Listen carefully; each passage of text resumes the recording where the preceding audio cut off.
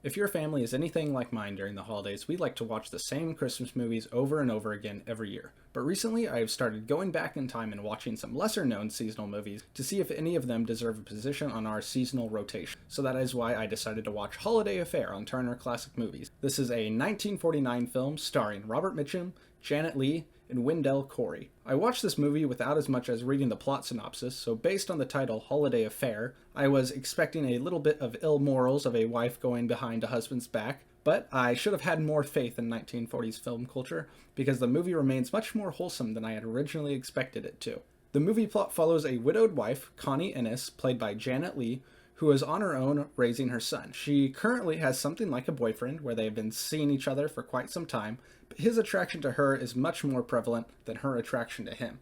That is Wendell Corey's character, and I think he had the best conclusion out of all the characters in the movie. Then, by chance, Connie meets a unique personality toy department salesman, and coincidences keep happening for them to keep seeing each other.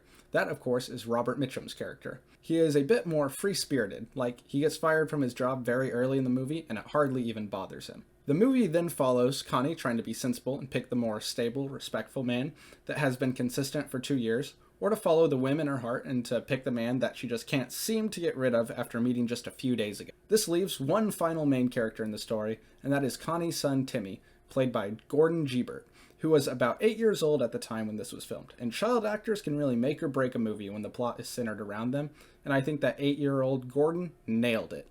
He never once broke the immersion of the movie, and he acted mature, yet had a childish way of solving his problem. Most of the story revolves around Timmy wanting a train for Christmas, and with the plot revolving around Timmy, the movie could have been much less enjoyable if he had a average performance or worse.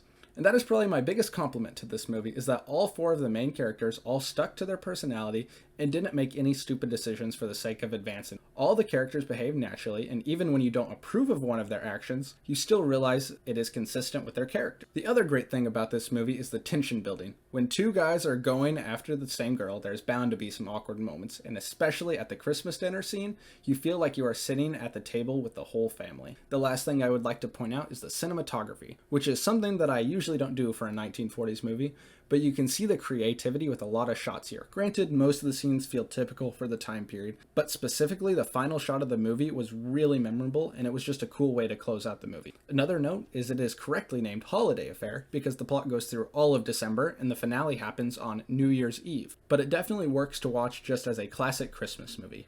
I definitely enjoyed this movie more than I thought I would going into it, and I can also see myself rewatching this in years to come, so I would rate it 4 out of 5 stars. If you like black and white movies and you also enjoy a well-written love triangle, then this is the movie for you.